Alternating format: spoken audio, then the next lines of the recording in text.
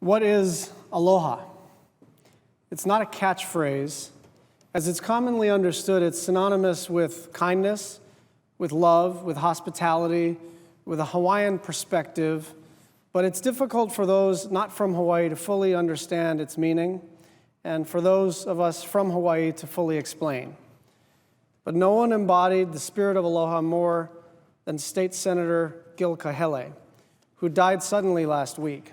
He was a living personification of the idea that we are all in this together, that it really does mean something to live together in an island state, in the most isolated, populated place on the planet, in the most beautiful place in the world. Senator Kahele devoted his life to public service, but political office for him was an afterthought.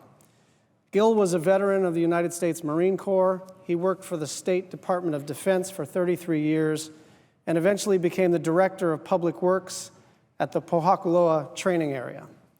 Gil took office in 2011 and dedicated his efforts to the people of Senate District 1. He was the chair of the Tourism and International Affairs Committee.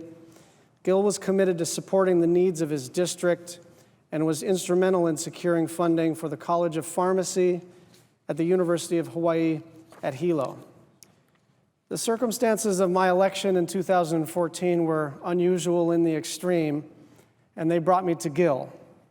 On election night, I was ahead by fewer than 2,000 votes, but there were parts of Hawaii Island, 2 precincts in particular, that were unable to vote because of a Category 4 hurricane that hit the southern part of the Big Island, the Puna district.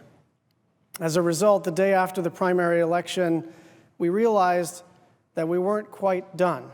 And so we went to Puna. But more than the election not being done, the people of Puna were without water and power.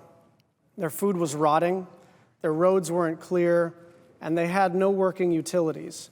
And so we went to work, not gathering votes, but gathering provisions, not walking door to door to campaign, but literally standing on the road, handing out blocks of ice for the folks in Puna. We did this every day for a week with Gil and the Kahele Ohana until a sense of normalcy was eventually restored. For their family, this was just what you do if you are a person like Gil Kahele, born in a grass shack in the fishing village of Milili'i, a native Hawaiian who served his country, his state, his community, his family, the best way we knew how, with aloha. Thank you, Mr. President. Suggest the absence of a quorum.